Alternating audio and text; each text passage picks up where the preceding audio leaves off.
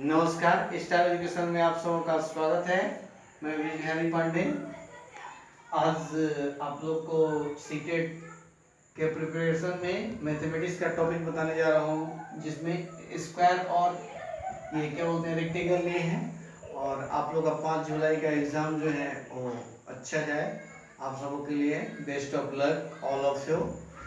और आप अच्छे से तैयारी करिए, पेशेंस से एग्जाम दें अच्छे से। जो होता क्या है कि जानते हो क्वेश्चन भी हड़बड़ में गड़बड़ हो जाता है, तो आप अच्छे से एग्जाम दें। तो आइए देखते हैं, हम टॉपिक आज लिए हैं क्षेत्रमिति से है। ये क्वेश्चन सीटेट में प्रायः आते हैं वर्ग से या तो आयत से। तो आइए देखते हैं, इसमें है स्क्वायर और रेक्टेंगल।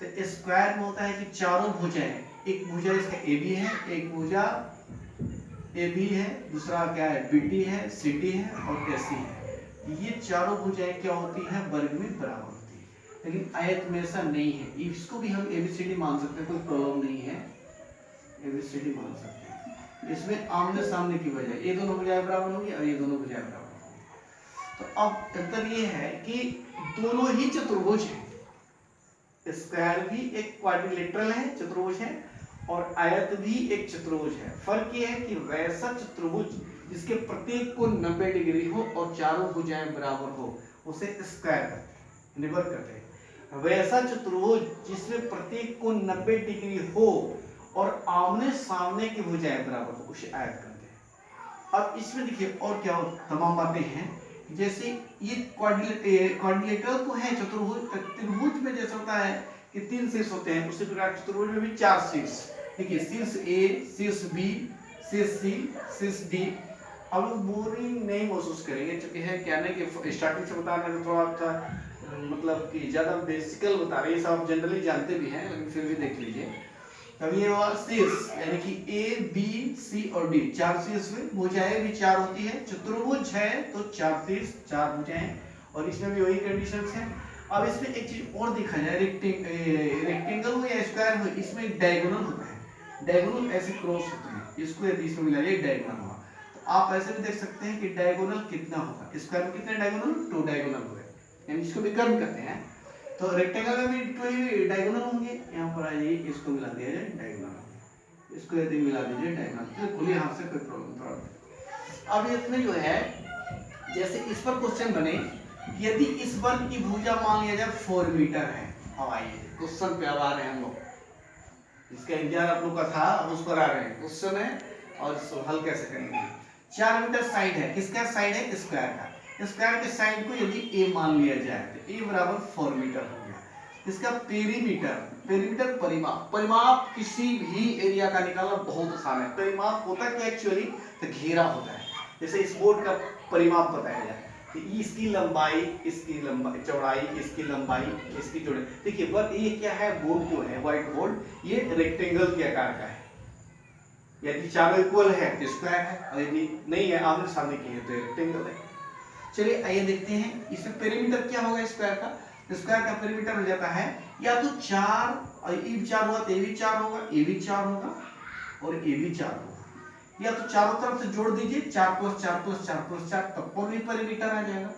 या फिर आप कर दीजिए कि 4 P = 4A, इसी का फॉर्मूला बन गया। 4 बार जोड़े या तो 4, फॉर्मूला लगा दिए तो 4A हो गया। तो इसमें हो गया 4 × A का मान 4, यानी कितना हुआ 16 हुआ, यानी पेरीमीटर 16 हो गया। और इसका यूनिट क्या होता है, क्योंकि मीटर मीटर मीटर जोड़ा है तो मीटर में ही आएगा। अब एरिया की बात की जाए ए, तो ए क्या होता है, यानी एरिया, क्षेत्रफल स्क्वायर का। तो स्क्वायर का क्षेत्रफल होता है भुजा, साइड स्क्वायर। तो साइड स्क्वायर, साइड को मैंने क्या माना है, ए माना है, तो ए का स्क्वायर। अब यहाँ ए कितना है, 4 है, तो 4 का स्क्वायर, तो 4 का स्क्वायर कितना 16 हो जाएगा। और 4 मीटर था तो मीटर का स्क्वायर है तो मीटर स्क्वायर हो जाएगा, यानी है मीटर स्क्वायर हो जाएगा। यानी इसका एरिया निकल गया आपको 16 मीटर स्क्वायर। यानी किसी भी स्क्वायर का, लेकिन बहुत सिंपल, बहुत आसान है, बहुत आसान है, प्रॉब्लम नहीं है।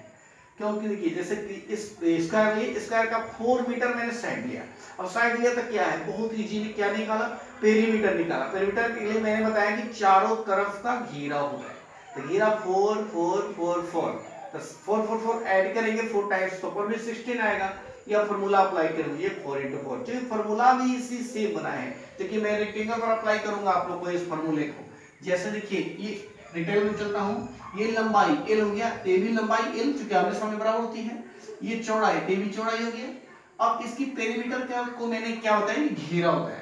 अब इस पेरीमीटर रेक्टेंगल की जो पेरीमीटर निकाल रहे हैं तो क्या करेंगे हम, यहां से लेके जोड़ना चालू करते हैं। l जोड़ा प्लस क्या लिया b को जोड़ा, प्लस फिर क्या जोड़ूंगा l जोड़ूंगा, प्लस फिर क्या जोड़ूंगा b जोड़ूंगा। देखिए चारों साइड का हो गया, l से स्टार्ट किया b तक आया, l b l b तो जोड़ दिया। तो l l जोड़कर क्या होंगे 2l हो जाएंगे, और b b जोड़कर क्या हो जाएगा 2b हो जाएगा, और 2 into 2 कॉमन लिया जाता है, l प्लस b हो गया। यानी पेरीमीटर का यही तो फॉर्मूला होता है, जो कि देखिए इसी से निकला हुआ है। तो पेरीमीटर घेरा है, यानी चारों तरफ के घेरा को ही माप कहते हैं या परिधि कहते हैं। जैसे गोलीय सर्कल में आ जाइए तो उसका नाम परिधि हो जाता है। तो चलिए आइए देखते हैं इसका क्वेश्चन। अब यहाँ पर जैसे 4 मीटर में लिया था तो क्या निकाला आपको एरिया। तो आपको नोटिस करना इस बात का है कि पेरीमीटर स्क्वायर का क्या हुआ 4a, ये चीज याद होना चाहिए। क्षेत्रफल क्या होगा a स्क्वायर, बाकी तो आप कर लोगे, सॉल्व करोगे निकल जाएगा। जैसे यदि 4 लिया तो 4a, तो 4 into 4 क्या 16।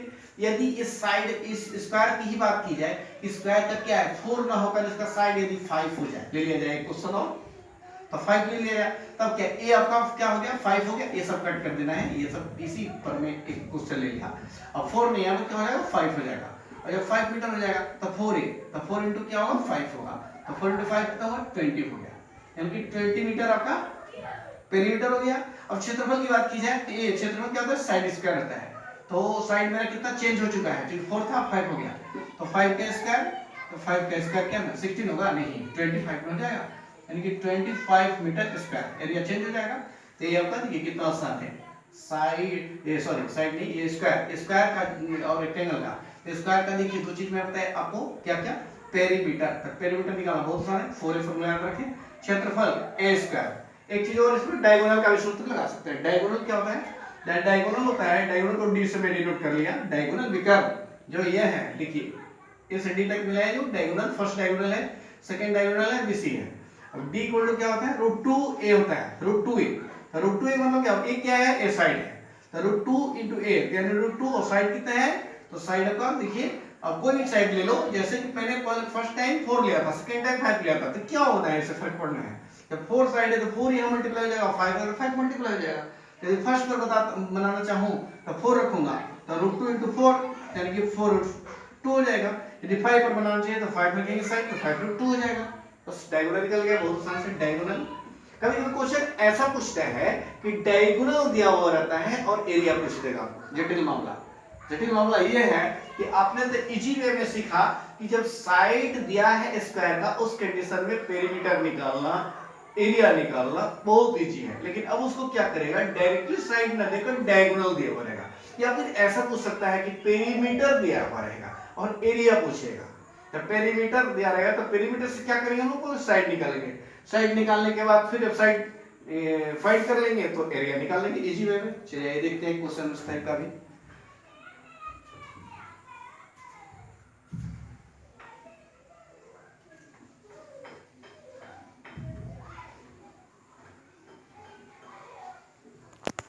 क्वेश्चन बनेगा, आप लिखना चाहें तो लिख सकते हैं, क्वेश्चन बोल रहे हैं लिखने में टाइम वेस्ट। चलो स्क्वायर का देखिए कुछ प्रॉब्लम, जैसे कि डायगोनल दिया आपका 5√2 डायगोनल है। अब ये क्या है, एक वर्ग का विकर्ण दिया हुआ है 5√2, पूछ रखा है एरिया ज्ञात करिए, या फिर आप पेरीमीटर भी पूछ सकता है, पेरीमीटर क्या होगा इसका। ये देखिए पहले डायगोनल, तो डायगोनल का सूत्र क्या होता है √2 into साइड यानी a, तो a पहले फाइंड करेंगे, डायगोनल तो दिया हुआ है कितना है 5√2 बराबर हो जाएगा √2 into a। अब √2 आप ऐसे काट सकते हैं, कैंसिल हो जाएगा, a इक्वल टू कितना हो 5 हुआ। अब जब साइड ज्ञात हो गया तो एरिया या पेरीमीटर निकालना बहुत आसान है। अब ये फार्मूला आपको बताया था p बराबर कितना होता है 4a, तो 4 into a अभी फाइंड किया कितना 5, कितना हुआ 20 हो गया। पेरीमीटर का यूनिट मीटर, क्षेत्रफल a का यूनिट वर्ग मीटर हो जाएगा, यानी कि इसका a स्क्वायर, तो a स्क्वायर a कितना है मेरे पास 5 है, 5 का स्क्वायर 5 हो जाएगा 25 मीटर स्क्वायर। अब यहाँ पर आपको पेरीमीटर फाइंड हो गया। पेरीमीटर कितना है 20, एरिया कितना है 25। क्या दिया हुआ था, डायगोनल दिया हुआ था। डायगोनल कितना था 5√2। डायगोनल से हमने क्या किया, पहले साइड फाइंड किया, यानी कि साइड जब दिया रहे तो पेरीमीटर और एरिया निकालना, ये तो इजी वे हुआ। लेकिन कुछ क्वेश्चन में जटिल बना सकता है, कभी कभी डायगोनल देगा तो आपका एरिया पूछ सकता है, पेरीमीटर पूछ सकता है, या ऐसा क्वेश्चन हो सकता है कि पेरीमीटर दिया रहे और एरिया फाइंड करनी हो, या डायगोनल फाइंड करनी हो, या फिर एरिया दिया रहे उस कंडीशन में पेरीमीटर फाइंड करनी हो, या डायगोनल फाइंड करनी हो। बस स्क्वायर पर आपका 3 क्वेश्चन रहेगा। अब ऐसा क्वेश्चन कर सकता है कि स्क्वायर का रिलेशन रेक्टेंगल से, जैसे स्क्वायर और रेक्टेंगल का एरिया बराबर है और स्क्वायर का साइड दिया हुआ है, तो पूछ देगा कि रेक्टेंगल की लंबाई इतना है तो चौड़ाई ज्ञात करें। ऐसा क्वेश्चन हो सकता है। जैसे देखिए एग्जांपल लेते हैं, पहले आप लोगों को रेक्टेंगल के बारे में कुछ और बताते हैं। रेक्टेंगल में ये देख लेते हैं एरिया और पेरीमीटर। रेक्टेंगल में क्या होते हैं, लंबाई और चौड़ाई, लेंथ एंड ब्रेड्थ। लंबाई, यदि रेक्टेंगल की लंबाई मान लिया जाए 10 मीटर और चौड़ाई को मान लिया मैं 8 मीटर। अब यहाँ पर पेरीमीटर की बात की जाए, मैंने फॉर्मूला बताया था 2 × a + b। आप लोगों को 2 × लंबाई कितना है 10 है, प्लस चौड़ाई कितना है 8 है, 2 × इसको ऐड कर दिया जाए 18 हो जाएगा, तो हो जाएगा 36 मीटर पेरीमीटर। रेक्टेंगल की पेरीमीटर आ गई इस कंडीशन में 36। ऐसा नहीं कि प्रत्येक रेक्टेंगल का 36 थोड़ा लंबाई चौड़ाई से चेंज करेगा, उसके अकॉर्डिंग चेंज होगा। तो ये जो है आपको मेन फंडा क्या है, इस फार्मूला को याद रखना है। रेक्टेंगल की पेरीमीटर क्या होती है 2 × a + b। ठीक है। अब ये इसकी एरिया की बात की जाए तो एरिया क्या होता है, रेक्टेंगल का एरिया लंबाई गुने चौड़ाई a × b। तो लंबाई कितना है 10 है, इंटू चौड़ाई कितना है 8 है, कितना हो गया 80 मीटर स्क्वायर। एरिया का यूनिट होता है मीटर स्क्वायर। कभी कभी ऐसा भी क्वेश्चन ऑप्शन दे सकता है कि मान लीजिए क्वेश्चन ने दिया और एरिया फाइंड करने के लिए बोला, और थोड़ा सा वो क्या करेगा, ऑप्शन ए में डाल दिया 80 मीटर डाल दिया, बी में डाल दिया 80 मीटर स्क्वायर। एक्सीडेंटल मामला में बता रहा हूं आप लोग को, एक्सीडेंटल यूनिट पर ध्यान देना पड़ेगा। और यहाँ पर 60 मीटर और डी में बता दिया 100 मीटर स्क्वायर। ठीक है, इसमें मीटर स्क्वायर रहेगा। अब तो इसमें कंफ्यूज करेगा आपको कि 80 तो होगा ही एरिया, लेकिन 80 मीटर स्क्वायर 80 मीटर थोड़ा होगा, 80 मीटर स्क्वायर। ऑप्शन आपका ये राइट होगा। थोड़ा सा जी नहीं पेशेंस रखेंगे, मैं फर्स्ट नहीं बताता कि पेशेंस रखें, जान दीजिएगा जाकर। चलिए ये नेक्स्ट क्वेश्चन दिखाया।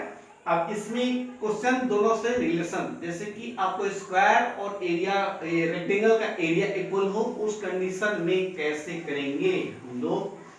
आइए देखते हैं। क्वेश्चन नंबर तो नहीं है, डायरेक्टली मैं बता रहा हूँ सबको। क्वेश्चन देखिए, और रेक्टेंगल में डायगोनल, डायगोनल क्या होता है a² + b² का रूट अंडर। रेक्टेंगल के लिए फॉर्मूला होता है इसका √2 × ये बताया था मैं आप लोग को, स्क्वायर प्लेन। रेक्टेंगल में diagonal length square × breadth square के रूट अंडर होता है। डायगोनल यदि निकालना, अभी मैंने जैसा क्वेश्चन आप लोगों को कराया, क्या कराया कि 10 मीटर लंबाई था और 8 मीटर क्या था चौड़ाई था।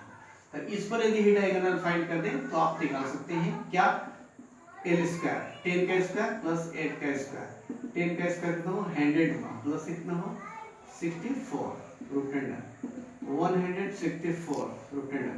यदि इसका वर्गमूल हो तो निकाल लो, नहीं है तो आप क्या है इसको छोड़ सकते हो, लेकिन 164 को तोड़ सकते हो इस तरह, 2 से 2 × 16 हो गया और 2 × 2 = 4 हो गया, 2 से कर लिए 2 × 41 हो गया। अब इसको कर सकते हो आप 2 × 2 × ये स्क्वायर रूट, थोड़ा आपको बताता हूँ फैक्टराइजेशन मेथड से। जब रूट में 2 पेयर में संख्याएं हैं उसकी एक निकल जाती है रूट से। 41 सिंगल है इसलिए रूट में ही रहेगा, 2 डबल है इसलिए निकल गया। रूट कितना हो 41, इतना आपका डायगोनल हो गया, इतना मीटर। ठीक है, डायगोनल आसान है। अब चलिए सीटेट में आने वाले क्वेश्चन, इतना तक वीडियो आप बोलते हैं कोई फायदा नहीं है, अभी देखिए फायदे बताता है। अब फायदे वाले बात आ रही है, इसलिए कि स्क्वायर और रेक्टेंगल का रिलेशन। जैसे देखिए इसका दिया हुआ है कि 100 मीटर स्क्वायर, एक वर्ग का क्षेत्रफल 100 मीटर स्क्वायर है। लिखना है तो लिख सकते हैं आप क्वेश्चन भी। एक वर्ग का क्षेत्रफल 100 मीटर स्क्वायर है और एक आयत का क्षेत्रफल इस वर्ग के क्षेत्रफल के बराबर है, और ये आयत का क्षेत्रफल इस वर्ग के क्षेत्रफल के बराबर है यदि आयत की लंबाई कितना है 20 मीटर है, तो चौड़ाई कितना है। ऐसा क्वेश्चन आपको आ सकता है, आप पिछले क्वेश्चन आया हुआ ऐसे टाइप में आप देख सकते हैं, सेम क्वेश्चन ना हो लेकिन इस टाइप का। अब डिजिट के मायने नहीं रखता कि 100 स्क्वायर दिया है वो कुछ और है, इतना आपको होना चाहिए तब क्या आप एग्जाम देंगे, ये जिससे होना चाहिए। तो चलिए 100 मीटर स्क्वायर क्या है, एरिया है, किसका एरिया है, ये स्क्वायर का। लेकिन कंडीशन है अकॉर्डिंग टू क्वेश्चन कि area of square is equal to area of rectangle, यानी कि दोनों का एरिया इक्वल है। तो जो वर्ग का क्षेत्रफल है यही क्षेत्रफल तो आयत का होगा। चलिए यही से आपको क्वेश्चन कैच करना है। लंबाई दिया है कितना है 20 मीटर है, किसका, रेक्टेंगल का, और रेक्टेंगल का एरिया कितना होगा, तो यही तो होगा क्योंकि दोनों का एरिया इक्वल है। तो कितना होगा 100 मीटर स्क्वायर। अब बात क्या है चौड़ाई कितनी है, यही तो क्वेश्चन है। तो क्या होगा, रेक्टेंगल पर चलेंगे तो रेक्टेंगल का एरिया होता है लंबाई गुणे चौड़ाई। अब एरिया कितना दिया हुआ है, एक फॉर्मूला और यहाँ पे देखिए आप वैल्यू पुट कर सकते हैं एरिया का और इसका लेंथ का, और चौड़ाई निकाल सकते हैं ऐसे भी, या फिर आप फॉर्मूला ही बना सकते हैं। बी निकालना है तो बी बराबर हो जाएगा a/l, ऐसे कर सकते हैं।